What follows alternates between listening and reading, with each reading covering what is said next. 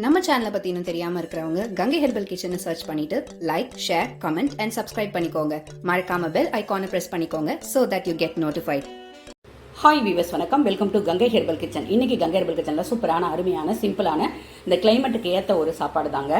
உங்களுக்கு வயிற்று உப்புசமாக இருக்குது, செரிமான கோளாறு இருக்குது, இன்டெக்ஷனாக இருக்குது, வயிறு ஒரு மாதிரி கனமாக இருக்குது, எப்படி இருந்தாலும் இல்லை பசிக்கலை, ஒரு மாதிரி சோர்வாக இருக்குது அப்படின்னு நினைக்கும்பொழுது இந்த கிளைமேட் இப்படி மாறி வரும்பொழுது கண்டிப்பாக இந்த இஞ்சி துவையலை மறக்காமல் ட்ரை பண்ணுங்கள்.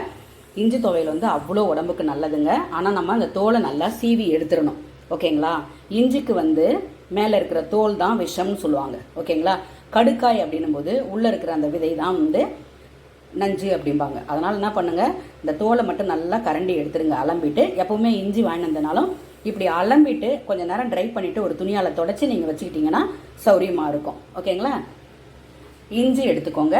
நல்லா இந்த 3 பீஸ் இஞ்சி தான் நான் தோல் சீவி பொடி பொடியாக கட் பண்ணி முதல்ல நல்லெண்ணெயில் வதக்கிட்டேன். அதுக்கப்புறம் உளுத்தம்பருப்பு, தேங்காய்னா 2 பத்தை தான், 2 காஞ்ச மிளகா, கொஞ்சம் ஜீரகம், கொஞ்சம் கடுகு, கொஞ்சமாக மிளகு. அந்த இஞ்சிலே காரம் இருக்குன்றதுனால 2 வரமிளகா காரத்துக்கு வச்சுக்கோங்க. அப்போ உங்கள் அளவை கூட்டி உங்கள் இஞ்சியோட அளவை பார்த்து அதே அளவில் என்ன பண்ணுங்க, உளுத்தம்பருப்பு வச்சுக்கோங்க. தேங்காய் 2 பத்தை போதும். காரம் மட்டும் பார்த்து போட்டுக்கோங்க. இங்கே பாருங்கள், புளியும் இந்த மாதிரி நல்லெண்ணெயில் நல்லா பிச்சு போட்டு அந்த நாரெல்லாம் எடுத்துட்டு வறுத்துக்கணும். சூப்பராக இருக்கும். வறுத்துட்டு கருவேப்பிலை இஞ்சி எந்த அளவுக்கு வைக்கிறீங்களோ அந்த அளவுக்கு கருவேப்பிலை எடுத்துக்கோங்க. நான் ஒரு புடி எடுத்திங்கன்னா போதும். நம்ம கையால் அழுத்தி ஒரு புடி எடுத்து நல்லா அலம்பிட்டு கொஞ்சம் ட்ரை பண்ணி வச்சுக்கோங்க. அப்படியே நம்ம எல்லாமே நல்லெண்ணெயில் தான் வறுக்க போகிறோம். ஒன்றா வருங்க, சிம்மில் வச்சுட்டு ஒன்றா வறுத்து எடுத்து தட்டில் கொட்டிக்கோங்க. இது கூட உப்பு சேர்த்துக்கோங்க. நான் இந்துப்பு சேர்க்குறேன்றதுனால நான் உப்பை வறுக்கலை. ஆனால் நீங்கள் சாதா உப்பு சேர்க்குறீங்கன்னா வறுக்கு சேர்த்துக்கோங்க. நல்லெண்ணெய் தான், எல்லாமே நல்லெண்ணெயில் பண்ணுங்கள். இங்கே பாருங்கள், இதுக்கு நல்லெண்ணெய் கொஞ்சம் கூட தான் வேணும். எதுக்கு எண்ணெய் சேர்த்து சாப்பிட்ணுமோ அது கண்டிப்பாக எண்ணெய் சேர்த்து தான் சாப்பிட்ணும். நல்லெண்ணெயில் விட்டு கடுகு, ஜீரகம் தாளித்து வச்சுருக்கேன். நம்ம இதை அரைச்சிட்டு இதை அப்படியே கெட்டியாக சேர்த்து வதக்கணும்னு அவசியம் இல்லை, ஏற்கனவே வதக்கிட்டோம். ஏன்னா இது தேங்காய் போட்டிருக்கிறதுனால அப்போவே காலி பண்ணிடணும். ஃப்ரிட்ஜில் வச்சு திரும்ப இதெல்லாம் சாப்பிடாதீங்க, நல்லதில்லை. இப்போ இதை அரைச்சிட்டு இதில் சேர்த்துனா இஞ்சி துவையல் ரெடி ஆகிடும்.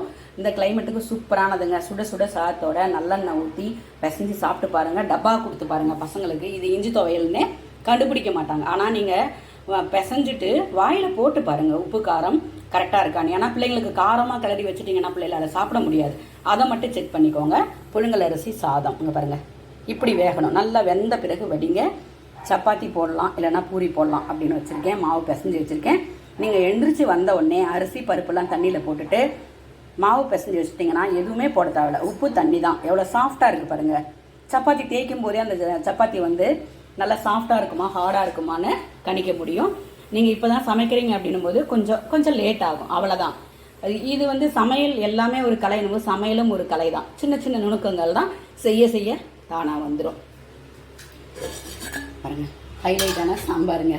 அது என்னன்னு தெரியல, 2-3 நாளாகவே எங்கள் மாமியார் வைக்கிற ரெசிபியாகவே அமையுது. அது என்னன்னு தெரியலங்க. எனக்கே ஒரு காலையில் வைக்கும்போதே டக்குன்னு ஞாபகம் வந்துடுச்சு.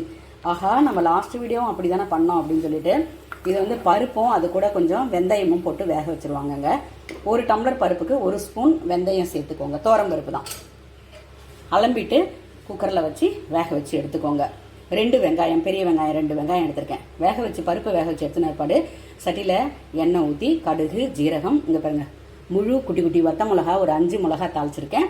தாளிச்சிட்டு வெங்காயத்தை போட்டு வதக்கிட்டு கருவேப்பிலை போட்டு பெருங்காயம் போட்டுட்டு அந்த வதங்கின பிற்பாடு உப்பும் சேர்த்துருங்க. உப்பு சேர்த்துட்டு இத்தினூண்டு சாம்பார் பொடி, இதுக்கு சாம்பார் பொடி நிறைய வேண்டாம், இத்தினூண்டு சாம்பார் பொடி சேர்த்துட்டு பருப்பை கடைஞ்சி தேவையான அளவு அதில் ஊற்றிக்கோங்க. ஆனால் இந்த சாம்பார் இப்படி தான் தண்ணியாக தான் இருக்கணும், ஓகேங்களா? கொஞ்சமாக மிளகாத்தூள் போட்டு பருப்பை கடைஞ்சி இதில் சேர்த்துட்டு புளியை கொஞ்சமாக வெறும் கடாயில் போட்டு வறுத்துட்டு ஊற வச்சுருங்க. அதை கரைச்சி ஊற்றிட்டு இந்த சாம்பார் வைங்களேன், தண்ணியாக இருக்கும். ஆனால் சாப்பாடு சூப்பராக இறங்குங்க. எண்ணெய் தேய்ச்சி தலை குடிக்கிறீங்கன்னா இந்த மாதிரி சாம்பாரை ட்ரை பண்ணுங்கள். ஏற்கனவே நம்ம வீடியோவில் போட்டிருக்கேன், நிறைய டைப் ஆஃப் சாம்பார் போட்டிருக்கேன். பூண்டு மட்டும் போட்டு பூண்டு மிளகு சாம்பாரும் போட்டிருக்கேன். இது வெறும் வெங்காயம் மட்டும்தான், இதுக்கு தக்காளிலாம் தேவைப்படாது. புளி கரெக்டாக ஊற்றிக்கோங்க. இப்போ தான் அடுப்பை ஆஃப் பண்ணன்றதுனால இனிமேல் தான் கொஞ்சமாக மிளகுத்தூள் சேர்க்க போகிறேன். அவ்வளோதாங்க. இந்த சாம்பார் சூப்பராக இருக்கும், ட்ரை பண்ணி பாருங்கள்.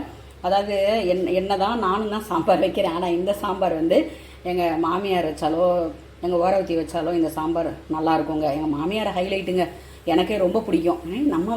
அவங்க வச்சாங்கன்னா நான் நல்லாவே சாப்பிடுவேன். நம்மளும் இப்படி தான் வைக்கிறோம், ஆனால் அவங்க கைப்பக்குவம் எனக்கு வரல, அது ஒத்துக்கிறேங்க. ஆனால் என்னோட கணவர் சாப்பிடும்போதே சொல்லிட்டு தான் சாப்பிடுவார், எங்கள் அம்மா வைக்கிற மாதிரி இல்லைன்னு. அது வந்து அம்மா வந்து அவங்க வேற இல்லையா, அவங்க கைப்பக்குவம் வேற, நம்ம பக்குவம் வேற. ஆனால் அவங்க சொல்கிற மாதிரி நான் பார்த்து பார்த்து தான் செய்வேன். இருந்தாலும் எனக்கே தோணுது அவங்க செய்கிற டேஸ்ட்டு எனக்கு வரலன்னு. ஆனால் சாப்பிட்ற மாதிரி சூப்பராக தான் இருக்கும். இதை விட அவங்க இன்னும் ஒரு பிடி கூட சூப்பராக வைப்பாங்க. சமையல்னா அருமையாக செய்வாங்கங்க. அதான் 80+ ஆகும்போதே அவங்களுக்கு 13 கிராம் ரத்தம் இருந்ததுங்க. அப்போனா பாருங்கள் உணவில் அவங்க எவ்வளோ கவனம் செலுத்தியிருப்பாங்கன்னு பாருங்கள். அந்த டாக்டருங்களே ஆச்சரியப்பட்டாங்க, பாட்டி 13 கிராம் உங்களுக்கு ஹீமோகுளோபின் இருக்குது அப்படின்னு சொல்லிட்டு. இப்போல்லாம் பாருங்கள் 50 தொடும்போதே நமக்கெல்லாம் வந்து இந்த மெனோபாஸ்லேயே போகுது வருது ரத்தம். ஓகேங்களா? அப்போனா அவங்க உணவு எப்படி இருந்திருக்குன்னு பாருங்கள். ஓகேங்களா? உணவு தான் மருந்து தாங்க உணவு. அதனால் பால் மாறாத நம்ம இந்த பாரம்பரியமான உணவுகள்லாம் எடுத்துக்கோங்க. வயதானவங்க இருந்தாங்கன்னா கேளுங்க, அதில் தப்பு இல்லை, கேட்டு தெரிஞ்சு பண்ணுங்கள். ஓகே, நம்ம சேனலை இது வரைக்கும் பார்க்கலன்னா போய் விசிட் பண்ணி பார்த்துட்டு உங்கள் சப்போர்ட்டை கொடுங்க. மறக்காமல் இந்த சாம்பாரும் இஞ்சி துவையலும் ட்ரை பண்ணி பாருங்கள். இதுக்கு இந்த சப்பாத்திக்கு வந்து தேங்காய் சட்னி அரைக்கணும், தேங்காய் உடைச்சிட்டு சட்னி அரைக்கணும். 6:30 ஆயிடுச்சு. ஓகேங்களா? ஓகேங்க, பிடிச்சிருந்தா மறக்காமல் சப்போர்ட் பண்ணுங்கள், சப்ஸ்கிரைப் பண்ணிக்கோங்க. நன்றி.